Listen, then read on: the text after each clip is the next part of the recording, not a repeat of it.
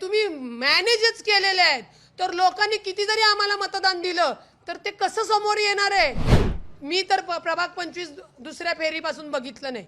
गुगलवर अक्षरशः त्यांनी टाकलं होतं. आता जे गुगलवर त्यांनी टाकलं, वेबसाईटवर निवडणूक आयोग स्वतःच टाकतंय आणि स्वतःच डिलीट मारतंय. याचा अर्थ काय समजायचा? त्याच्यामध्ये स्वप्नाली, म्हणजे मी माझ्या उमेदवाराचं जास्त सांगू शकते इतरांचं, कारण का माझ्या याच्यामध्ये स्वप्नाली नितीन पंडित होती म्हणून मी या गोष्टी बोलतीये. तिला 12,000, स्वप्नाली पंडित यांना 12,000 मतदान दाखवलं आणि मला 10,000 काहीतरी मतदान दाखवलं. आणि ते मतदानचे काय, शेवटी आम्ही सगळे लॉ स्टुडंट, आमचे पोलिंग एजंट पण हुशार असल्यामुळे आम्हाला तो फायदा झाला. त्याचे आम्ही स्क्रीनशॉट काढून ठेवलेले आहेत या गुगलवरचे. त्याच्यामध्ये तिला 12,000 मतदान आहे, मला 10 का 11,000 मतदान आहे आणि 2,500 स्वप्नाली पंडित विजयी झाली असं तिथं दिलेलं आहे. मग असंच परत, बरं ठीक आहे, हे झालं, तुम्ही मॅनेज केली ही पण मला मान्य आहे. मग असं रात्री असं काय झालं की त्यांना डायरेक्ट 22,000 ते 23,000 मतदान मिळालं. त्याच्यानंतर कुणाल टिळकला 26,000 मिळालं का 24,000 मिळालं. स्वरदाता बापट यांना 23,000 मिळालं. टेक्निकली आहे, तुम्ही मॅनेजच केलेले आहेत, तर लोकांनी किती जरी आम्हाला मतदान दिलं तर ते कसं समोर येणार आहे? आणि मतदारांना आम्ही दोष का द्यायचा आहे? मतदारांनी आपल्याला मतं पण द्यायची, त्यांचा प्रतिनिधी पण निवडून द्यायचा आणि त्यांना या प्रक्रियेत किचकटमध्ये टाकायचं. हा खरा भाजपचा गेम आहे. कारण का कुठलीही व्यक्ती एवढं किचकट टेक्निकली आतमध्ये शिरत नाही. मतदारांना त्याच्याशी घेणं देणं नाही. मतदारांना आमचं काम करून देणारा उमेदवार आम्ही निवडून देणं हेच असतं. आता भाजपच्या लोकांनी बरोबर 120 आहेत, त्यांचे 19 आहेत, तेवढंच मॅनेज केलेले आहेत. बाकीचे सोडल्यात, कारण का संशय यायला नाही पाहिजे. बाकीचे जे जिंकलेत ते म्हणतील ए बाई आम्हाला काय म्हणजे ते म्हणतील आम्हाला काय करायचं, आम्ही जिंकलो ना, आम्ही जिंकलो. निरेटिव्ह सेट करायचा. तुमच्याच मीडियाच्या लोकांनी आज मोजणी झाली आणि दुसऱ्या दिवशी अजितदादांना विचारतायत. मी तुमच्या साक्षीने सांगते, अजूनही अजितदादांना मी हा कोणताही रिपोर्ट दिलेला नाही, हे प्रश्न सांगितलेले नाही. कारण का अजितदादांना जरी सांगितलं, आम्ही सत्तेत जरी असलो तरी आमच्या सोबत सत्तेमध्ये भाजप सुद्धा आहेत. मला हे हायकोर्टात द्यायचे, ही रीट दाखल करायची मला, तेव्हा मी सांगेल. नुसतंच नेत्यांना सांगून रडगाणी करणारी मी उमेदवार किंवा तशी लोकप्रतिनिधी नाही. मला जो यांचा चोरीचा मामला सापडलेला आहे, हा सांगते, हा बटनाचा खेळ नाही, हा मेमरी कार्डचा खेळ आहे. आणि प्लस हा मशीन बदलणे, अधिकाऱ्याला मॅनेज करणे. प्रभाग 26च्या आरोनी कोणतीही बदमाशी केली नाही, कायदेशीरपणे नियम पाळले, कडेकोट पाळले. उलट तिसऱ्या फेरीला चुकून त्यांनी 1,504 घेतलं, ते होते 3,504. स्क्रीन होती, मी त्यांना म्हणलं तुम्ही 1,505 बोललेला आहेत. त्यांनी 23च्या 23 आक्षेप घेतल्यावर रिकाउंटिंग केलं. किती वेळ लागेल बघितलं नाही, तोपर्यंत आमचे जे प्रतिनिधी होते कमी झाले होते. मग 12 उमेदवारांचे मशिनरी आम्ही पहिल्या चेक केल्या, बाकीच्या त्यांना सांगितलं की 11 तशाच ठेवा, 12चे प्रतिनिधी तिकडे जातील आणि चेक करतील. ती सुद्धा प्रक्रिया आरो भंडारी यांनी अत्यंत योग्य पद्धतीने पार केली. याचाच अर्थ निवडणूक अधिकाऱ्याचं कर्तव्य आहे की त्यांनी निवडणूक कायदेशीर, पारदर्शक, इन कॅमेरा केली पाहिजे. ती कसबा विश्रामबागच्या आरोनी केली नाही.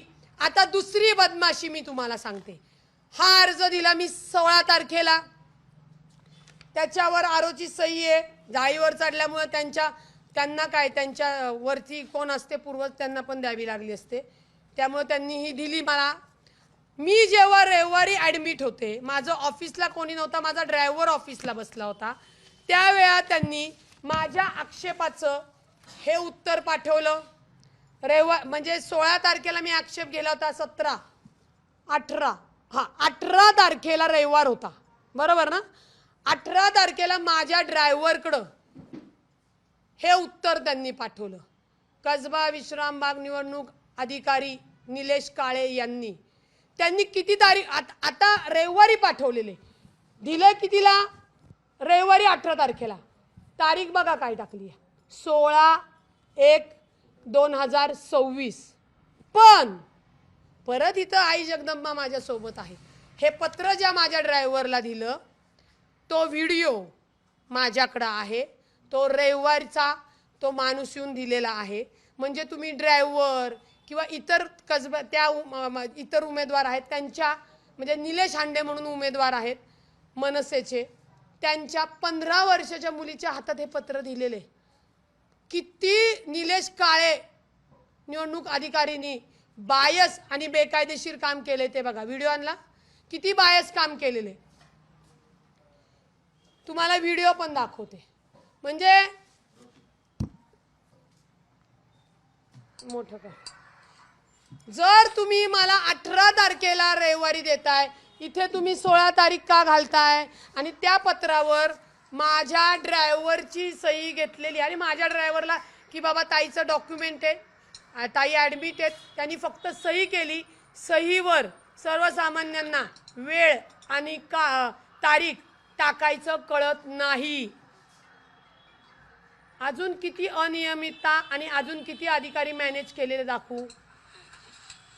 इतर लोकांच्या इथं काय प्रॉब्लेम झाले ते वेगळे, पण कसबा विश्रामबाग क्षेत्रीयचे निवडणूक अधिकाऱ्यांनी भाजप सोबत बसून त्यांचा पूर्ण पॅनल आणलेला आहे, हे लक्षात घ्या. त्यामुळे प्रभाग 25चा जो काही माझा पराभव आहे तो मला मान्य नाही.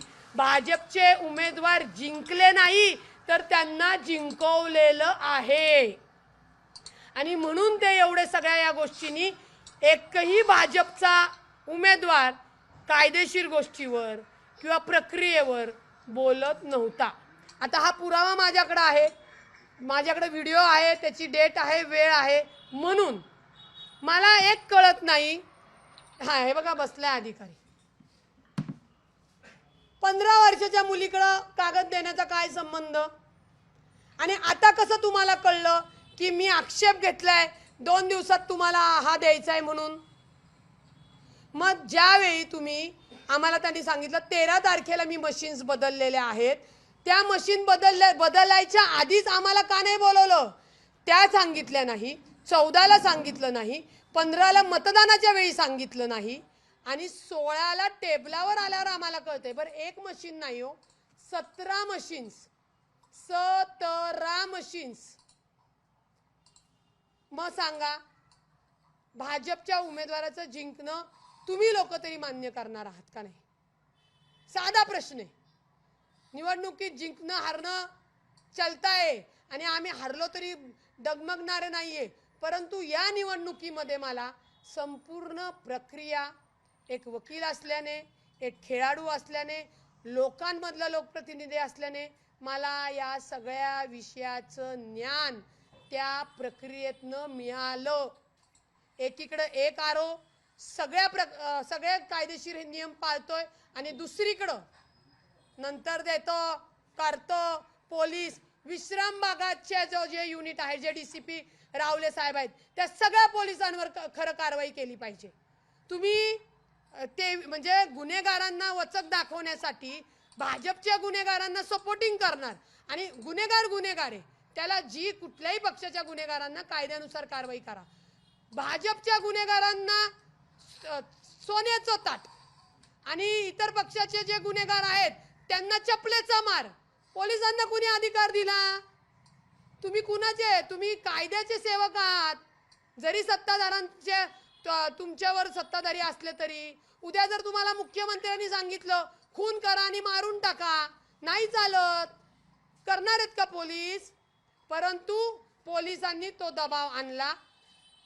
सर्व उमेदवारांचे भाजप सोडून उमेदवारांच्या लोकांना त्रास दिला, दहशत निर्माण केली, गुन्हा. इवन माझ्या इथे सुद्धा फोर्स बोलवली म्हणून सांगितलं. मी जेलला जायला तयार होते. बोलवायची होती फोर्स, माझी निवडणूक आहे, माझं मतदान मोजणी आहे, मलाच तुम्ही बघून देत नाही आहात, कायदेशीर नियमाने करून देत नाही. आणि या नियमावली पुन्हा सांगते, तुमच्या मीडियाच्या प्रतिनिधींना ही माहिती नाही. 100% अजितदादांकडे करणार आहे.